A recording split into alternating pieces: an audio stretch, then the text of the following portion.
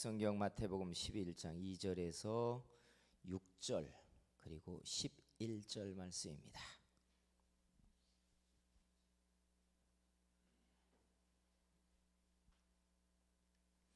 마태복음 11장 2절로 6절 11절 말씀입니다. 말씀을 봉독해 드립니다. 요한이 옥에서 그리스도께서 하신 일을 듣고 제자들을 보내어 예수께 여짜오되 오실 그이가 당신이오니이까 우리가 다른 일을 기다리오니이까. 예수께서 대답하여 이르시되 너희가 가서 듣고 보는 것을 요한에게 알리되 맹인이 보며 못 걷는 사람이 걸으며 나병 환자가 깨끗함을 받으며 못 듣는 자가 들으며 죽은 자가 살아나며 가난한 자에게 복음이 전파된다 하라. 누구든지 나로 말미암아 실족하지 아니하는 자는 복이 있도다 하시니라. 11절입니다.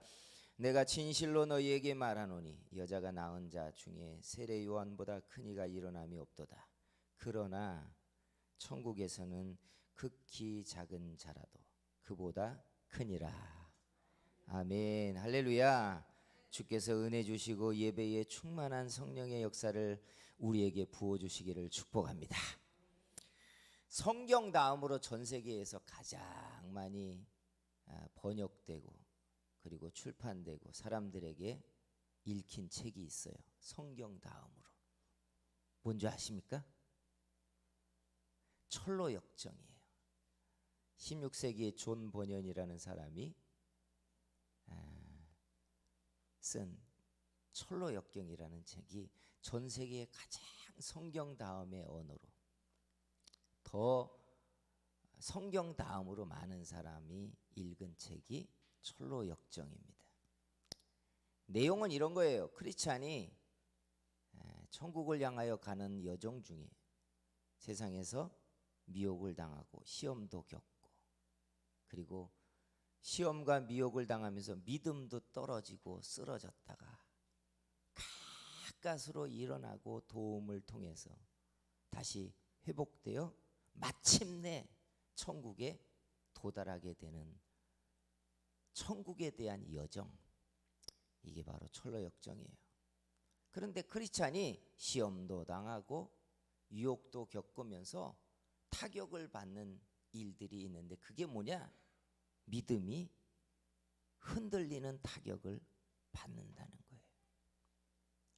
예수 믿는 사람들이 신앙생활하면서 믿음이 흔들리지 않을 그럴 사람이 있을까? 여러분은 어떠세요?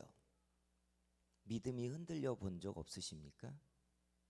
믿음이 흔들린다는 건 이런 거예요. 어떤 이유에서든지 우리가 통상적으로 시험을 당한다 라고 말하지만 어떤 이유에서든지 내가 믿는 게 허무해진다거나 아니면 내가 믿고 있는 신앙에 대한 가치가 의심이 된다거나 하나님이 정말 계시긴 할까? 내가 속고 있는 게 아닐까? 이런 생각들이 들어오면서 내가 믿고 있는 믿음에 대한 가치가 막 흔들리는 것. 이게 믿음이 흔들릴 때예요. 믿음이 흔들리면 이렇게 말할 수가 있어요. 야, 신앙이 적으니까 믿음이 굳세지 않으니까 믿음이 다 흔들리는 거 아니야? 그거 다 시험 당하는 거. 믿음이 약하니까 시험 당하는 거야. 이렇게 말할 수도 있지만 성경을 뜯어보면 성경에 등장하는 위대한 믿음의 사람들도 흔들릴 때가 있었다는 거예요. 어찌 생각하면 좀 위로가 되죠. 오늘 우리가 읽은 이 본문에 세례 요한이 등장하잖아요. 그가 옥에 오랜 시간 있다가 목배임을 당해 참수로 순교를 당했는데 순교하기 이전에 제자들을 예수님에게 보냅니다. 그리고 예수님에게 질문을 던져요. 오실 그이가 당신이오니까 우리가 다른 일을 기다리고 있습니까? 아니, 물어볼 수도 있는 내용이지 라고 생각할지 모르지만 그 이전에 세례 요한과 예수님과의 만남과 과정을 성경을 보면 이런 질문을 도저히 던져서는 안 된다는 상황을 우리는 알게 돼요. 세례 요한은 메시아 전에 외치는 자의 소리로 파송됐잖아요. 그가 사역을 시작할 때 하나님이 그에게 직접 응답하기를 이렇게 말했었어요. 누구든지 성령으로 세례를 받는 그이가 내가 약속하신 그이니라. 그리고 자신을 통하여 세례를 받고 나오시는 예수님에게 비둘기처럼 성령이 임하는 것을 세례 요한은 봤어요. 그리고 자신이 예수 그리스도를 드러냈잖아요. 그런데 어쩐 일인지 그가 정권에 대한 시비에 휘말리고 권력자의 눈밖에 나는 비판을 하고 난 다음에 감옥에 들어가서 오랜 시간을 있으면서 믿음이 흔들렸다는 뜻이에요. 그러니까 무슨 생각이 들었어요? 정말로 그이가 메시아인가? 하나님의 약속의 말씀대로 되었음에도 불구하고 요한의 믿음이 흔들렸다는 이야기잖아요. 그러니까 제자들을 통하여서 예수님에게 질문을 던집니까? 오실 그이가 당신이 맞습니까? 여러분, 믿음이 흔들리면 우리도 이렇게 한다는 거 아세요? 하나님 정말 계십니까? 이런 말 안 해본 사람이 있어요? 하나님 내게 증거를 보여주세요. 그리고 또 뭐라고 말해요? 하나님이 내 기도를 들으신다는 것을 주께서 확증해 주세요. 이건 여러분 내가 더 믿겠다는 이야기가 아니에요. 실은 내가 흔들리고 있습니다. 내가 의심하고 있습니다. 내가 믿고 있는 것에 대하여 내 마음이 약해졌습니다. 지금 이거거든요. 우리 믿음이 태산같이 흔들리지 않는다면 좋겠지만 성경을 보면 믿음의 위인들도 다 흔들렸더라고요. 갈멜산에서 불이 떨어지게 만든 엘리야 선지자 같은 사람도요, 그 역사가 끝나고 나서 이세벨이 죽이겠다고 위협을 하니까 도망갑니다. 살겠다고 도망가요. 도망가면서 자기 처지가 얼마나 처량하고 자기의 초라한 믿음이 얼마나 부끄러웠는지, 여러분 나무 숲풀 사이에 들어가 가지고 무릎을 꿇고 뭐라고 기도했는지 기억나세요? 하나님 이제 족합니다. 보니까 나는 내 조상들보다 하나도 나을 게 없는 자입니다. 이제 됐으니 내 생명을 취하여 주옵소서. 믿음이 무너진 거예요. 엘리야의 믿음이. 그러니 여러분 믿음이 흔들린다고 사실은 부끄러워할 일은 아닌 거예요. 위대한 선지자들도 다 흔들려서 신앙의 밑바닥을 보였다고요. 그렇잖아요. 베드로도 흔들리잖아요. 예수님이 잡히기 전에 분명히 말합니다. 네가 다 굴기 전에 나를 3번 부인하리라. 그때 베드로가 뭐라고 해요? 내가 죽을지언정 그런 일은 없습니다. 그죠? 그런데 어떻게 해요? 가야바의 마당 뜰에서 예수님이 취조를 당하고 있는데 비천한 여종이 베드로의 얼굴이 불빛 아래서 일렁이면서 보이면서 알아봅니다. 당신도 저희와 같이 있지 않았습니까? 무슨 소리냐 이 여자야. 그리고 또 추궁을 당하니까 저주하면서 말합니다. 난 아니다. 당신의 갈릴리 사투리가, 갈릴리 지방 사투리가 그걸 증명하지 않습니까? 했더니 비난하면서 나는 저를 모른다고. 비참하잖아요. 두려웠던 거예요. 믿음이 흔들렸어요. 불과 몇 시간 전에 내가 죽을지언정 내가 주님을 부인하지 않을 것입니다 했던 그 베드로가 불과 몇 시간 만에 흔들렸다고요. 몇 시간 전에 손을 들고 찬양하며 여호와는 나의 산성이시라고 했던 사람들이 불과 몇 시간 후에 자기 믿음이 흔들리고 있다고요. 하나님이 정말 계십니까?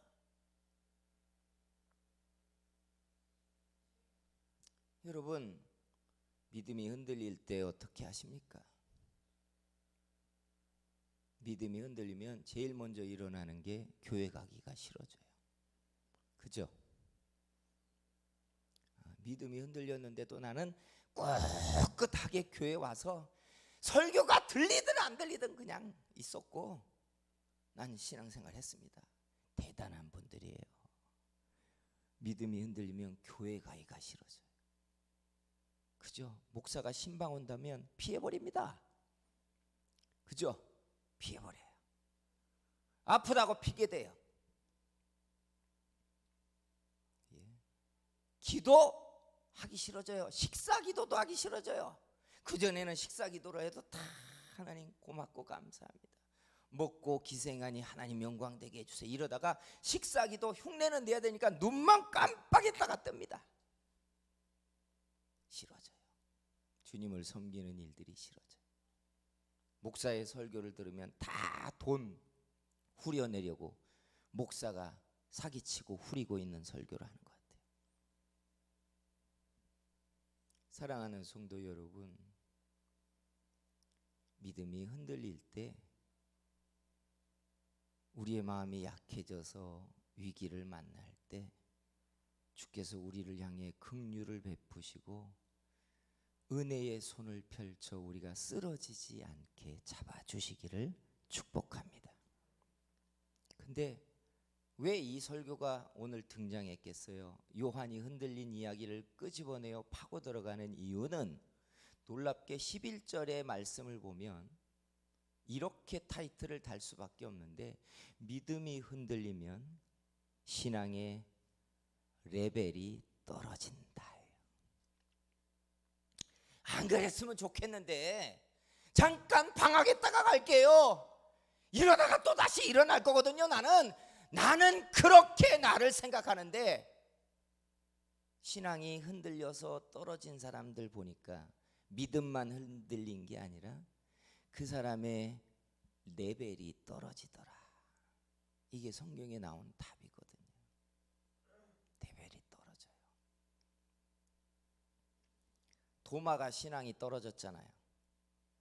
예수님이 부활했다라고 하는 다른 제자들이 보고 경험한 이야기를 수없이 많이 말했는데 도마가 뭐라고 말하는 줄 아십니까?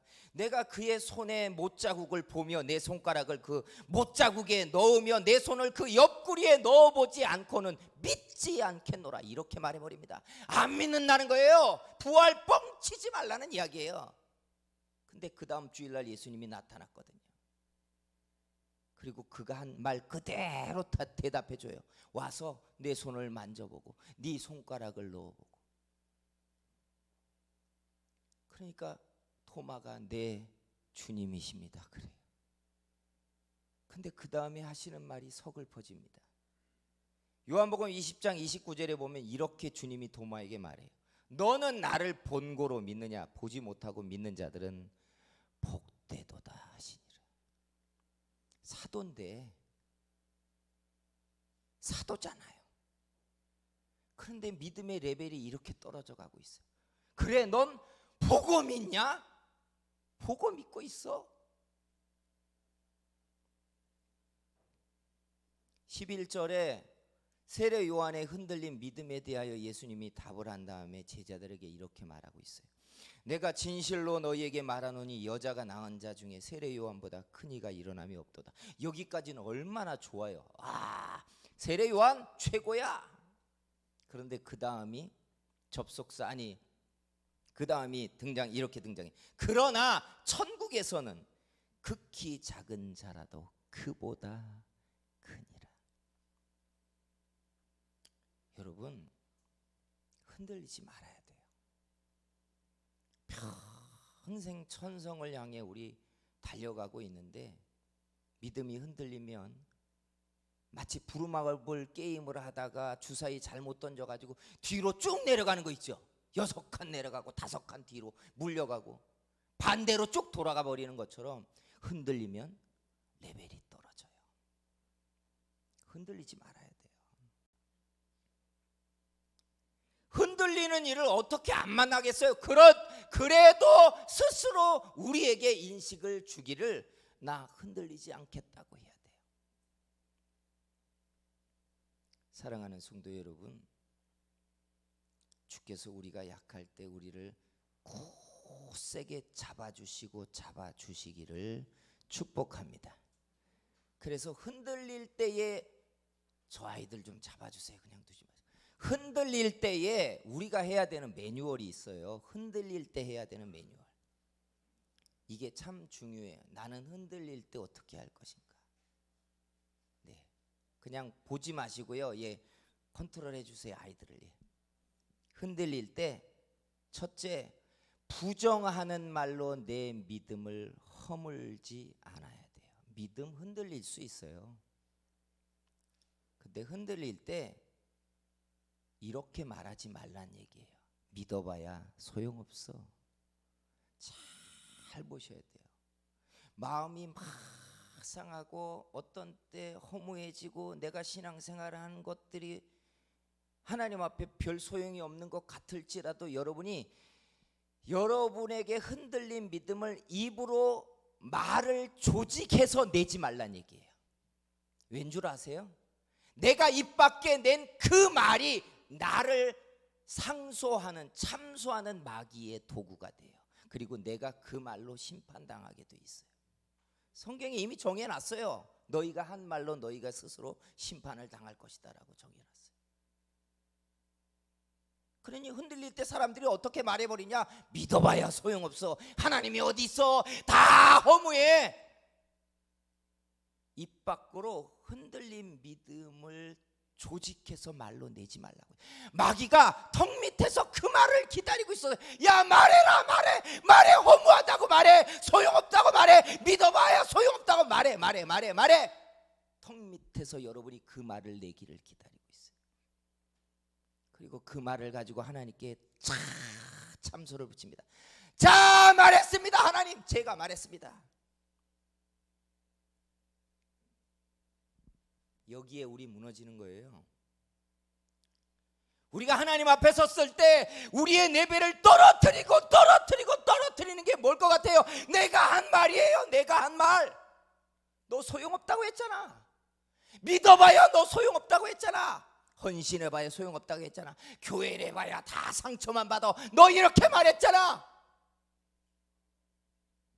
사람들이요, 자기가 애쓰고 힘쓴 신앙의 헌신의 가치가 레벨이 떨어지고 10개를 심었는데 2개밖에 못 걷고 5개밖에 못 걷는 이유가 자기가 허물었다는 사실을 몰라요. 내가 허문 거예요. 내가 허물었어요.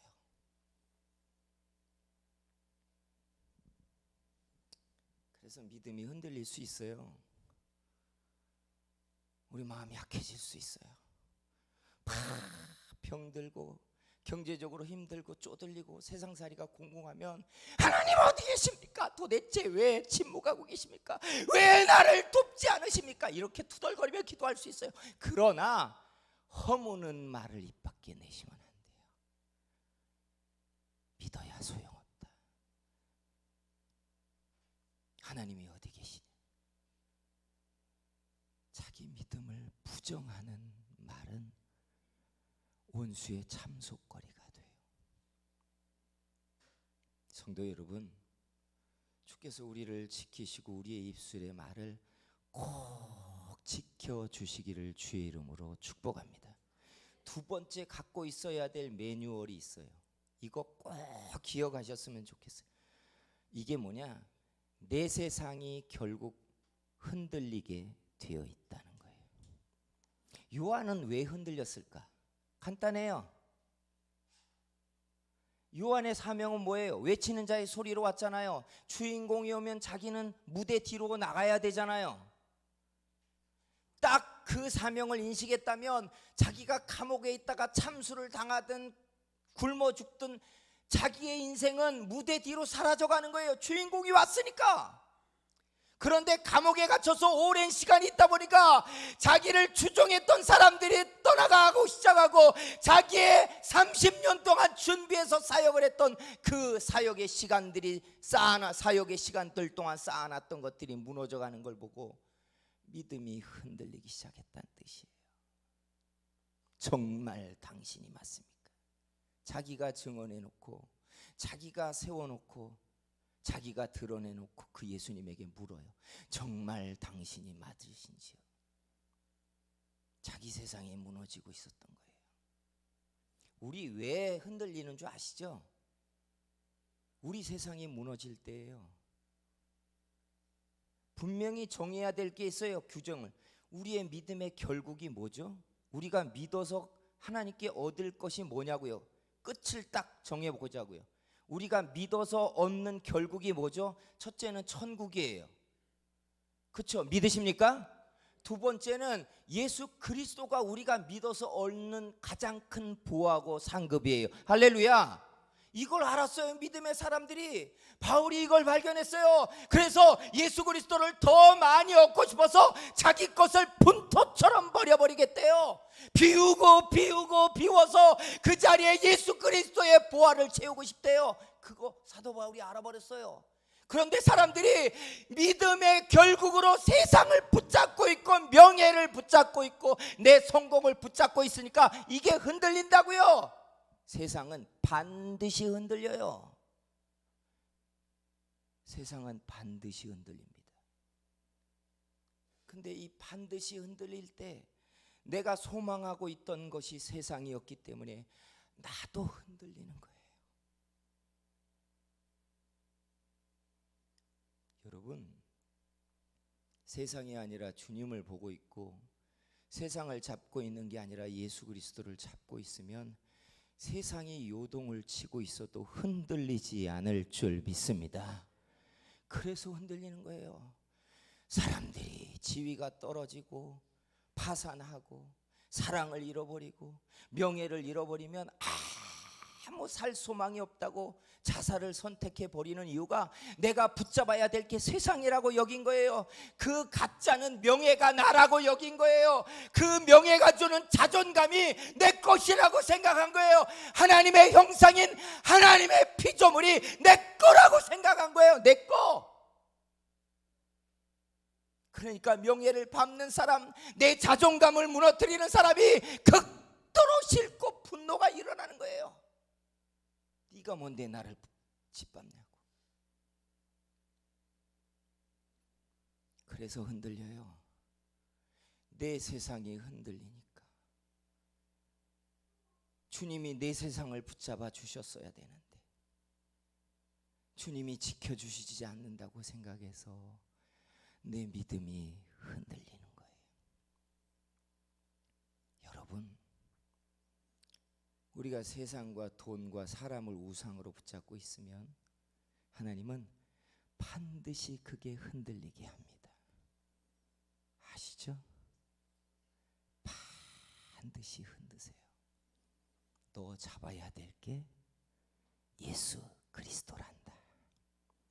우리의 믿음의 선배들이 이걸 다 겪었어요. 그리고 다윗이 그 고백을 했어요. 여호와는 나의 산성이래요. 그리고 나의 상급이래요. 이게 무슨 말이에요? 사람들은 주님 때문에 산성을 얻기를 원하고 기업을 얻기를 원하고 복을 받기를 원하는데 그거 다 지나본 다윗이 고백하기를 여호와는 나의 산성이래요. 여호와는 나의 상급이래요. 그가 나의 면류관이래요. 내가 잡아야 될 게 예수 그리스도라는 거예요. 사랑하는 성도 여러분, 여러분 주변에서 누가 흔들리고 있다면 말해 주셔야 돼요. 당신 세상을 잡고 있어서 흔들려. 예수 그리스도를 잡고 있으면 흔들리지 않아요. 믿음이 흔들릴 때 그 시절을 지내고 승리하는 우리가 되기를 주의 이름으로 축복합니다. 기도하겠습니다. 합심해서 한번 기도할 때 이렇게 기도해 주세요. 주님,